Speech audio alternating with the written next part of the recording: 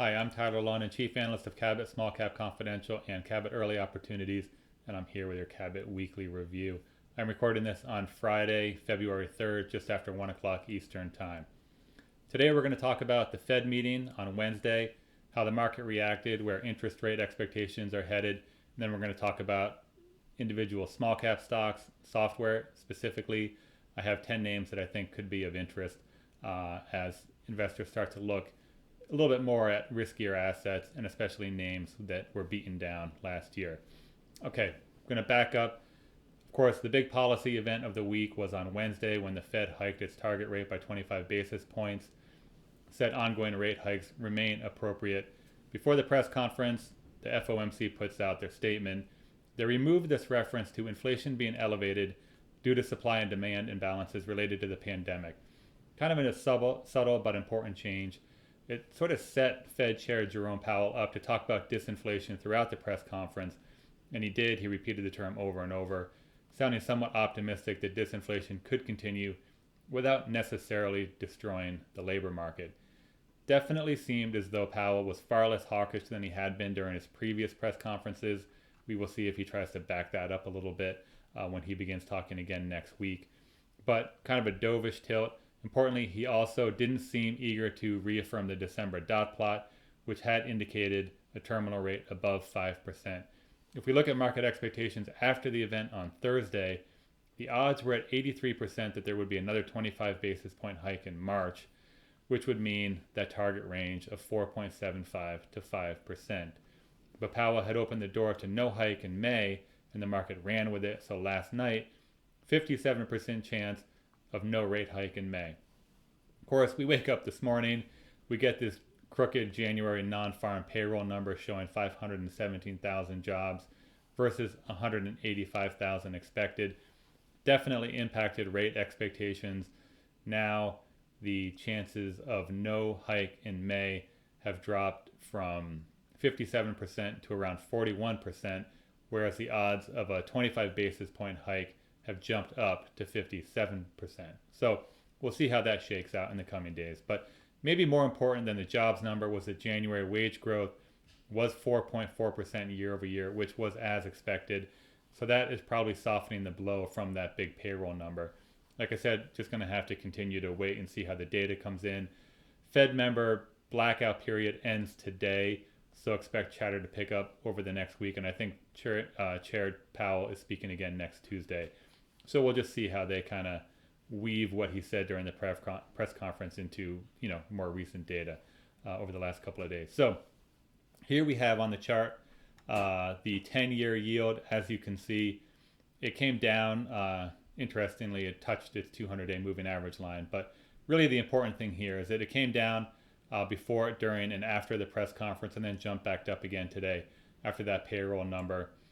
So we're at 3.5% after hitting a low around 3.36%. Okay, as far as the broad market is concerned, so S&P 500, NASDAQ had a pretty decent run over the last couple of weeks heading into the meeting, and then as he spoke, stocks took off, headed higher, and they continued yesterday, Thursday. Overall, pretty solid showing, really. Last night, we get big tech earnings from Amazon, Google, Apple. Not going to go into details there, but overall, just nothing special, really. What's important is that, the market was indicated lower this morning and fell. I think the NASDAQ was indicated to open 2% lower after that payroll number came out. But here we are midday. Market is pretty close to flat. Definitely a change of character as far as the market concerned. Compared to a few months ago, this would have been a bit of a disaster day. Now that the end of rate hikes are in sight, investors seem to definitely be looking closer. They're focusing again on what is happening within these companies, what they're doing, the cost cutting, layoffs, other initiatives, what have you. Rather than just saying, this feels sketchy, I'm out, I'm done. Investors are definitely paying a little bit more closer to what is happening on a company specific level. And of course, we have much lower valuations as a backdrop. So kind of an interesting setup for riskier assets. And those are the types of stocks that we really saw move over the last 3 days, taking a bit of a breather today. Well, not all of them. We'll see some that are moving a lot today, but most of them are.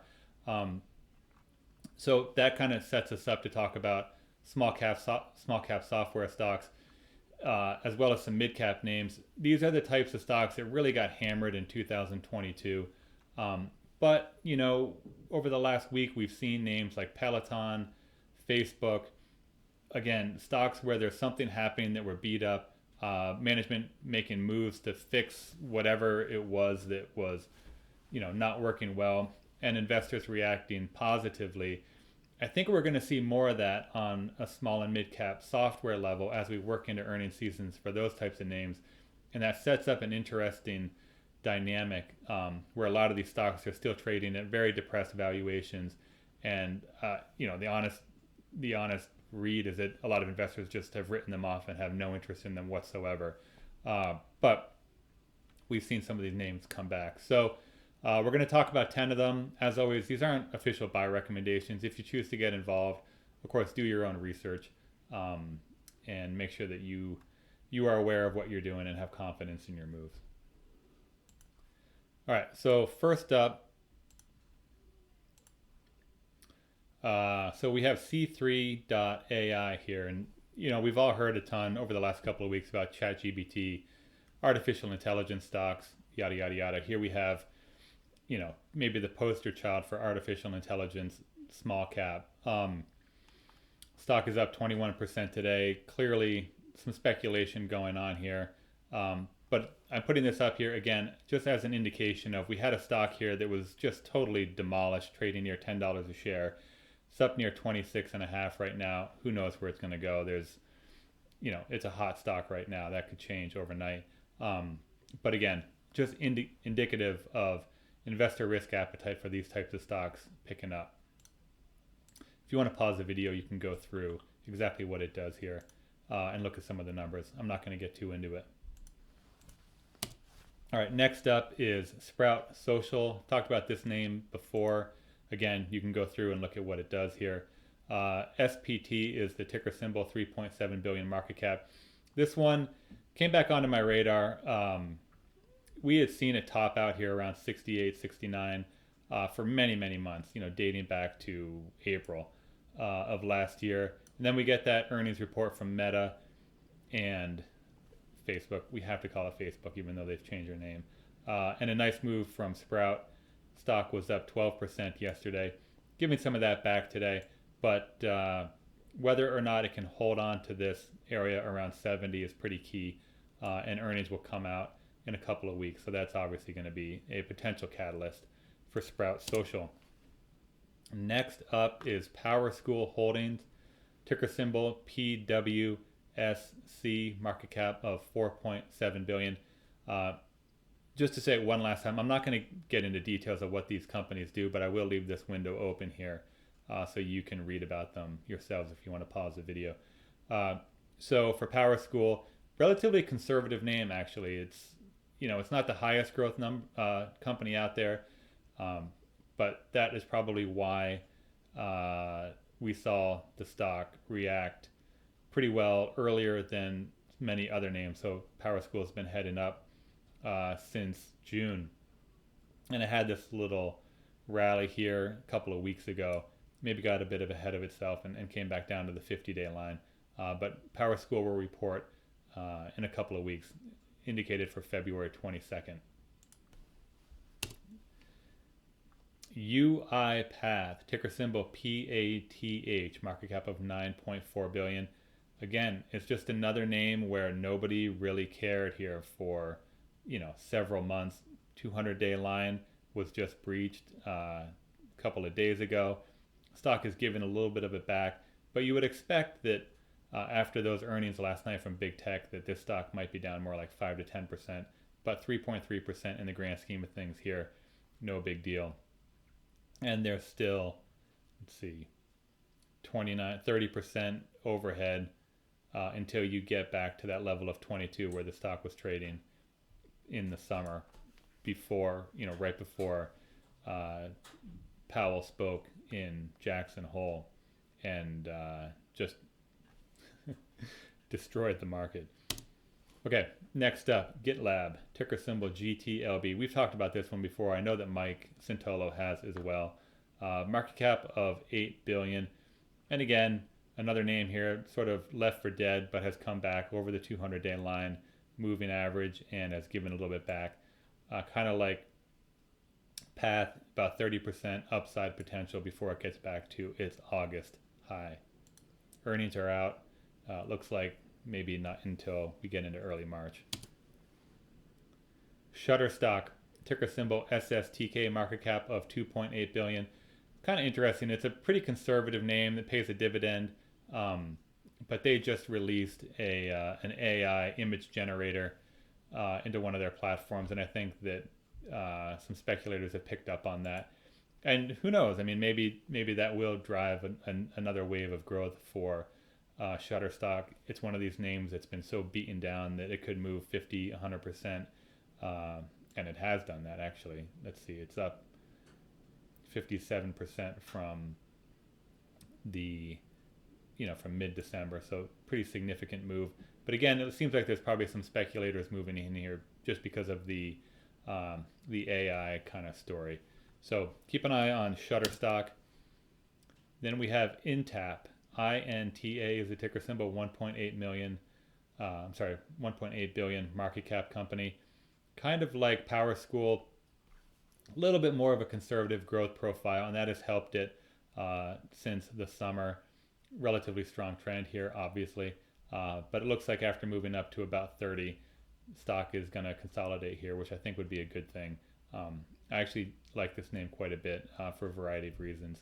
And we'll get earnings next week, so keep a close eye on INTA. And then Duolingo, DUOL, ticker symbol, and market cap is around $4 billion. So stock has come up to where it was during the summer, and we'll see where it goes from here. Earnings are going to be out, looks like in about 3 weeks. But they're, software for learning languages. And then Expensify, small name here, market cap of about $718 billion. So they have an expense management platform, helps small businesses run operations more efficiently. And again, same story. It's one of these stocks that nobody has really cared about for a while, and we'll see what happens. I think it's kind of an interesting story here when you listen to management's last quarter conference call. They have some compelling things to say about their long-term growth profile. And again, these moves of 5, 8, 10%, they hardly even register on a stock that has been beat down this much. But it's what's going to happen, over the next year, 2, 3 years. Names like this could be up several 100%. And so that's really what we're looking for here. And then STEM, ticker symbol STEM. So this is software for optimizing energy use. Again, it's an interesting story. There's a whole bunch of different things going on behind the scenes. There's some risk here for sure, and the stock is reflecting that. It hasn't done that much. It's come up a little bit lower off the lows than some of the other names. But that's STEM, ticker symbol 1.6 billion. And then if you don't want to get involved with any of those individual names, but you kind of like this idea of maybe trying to bottom feed a little bit in cloud-based software, a couple of ETFs here, which personally I think might be the way to play it right now before going into earnings season for most investors, if you don't want to have that company-specific risk. So 2, Wisdom Clouds offering WCLD. As you can see, chart tells a story back above its 200-day moving average line. But you can see it's down 2% today, giving a little bit back. But some of the other names we looked at were down 3, 6, 8%. So again, you're going to be a little bit more insulated with an ETF. And then the other one here is Global X, CLOU is the ticker symbol there. More or less looks similar to Wisdom Tree's offering. But if you go and you look on the websites for these 2 ETFs, you can see there are some differences in how they allocate to different to different positions. So you would want to take a look at that. Anyway, all right, guys, that's it for me. I'm going to call it a day. Hope you stay warm this weekend, and we will be back in touch next week. Take care.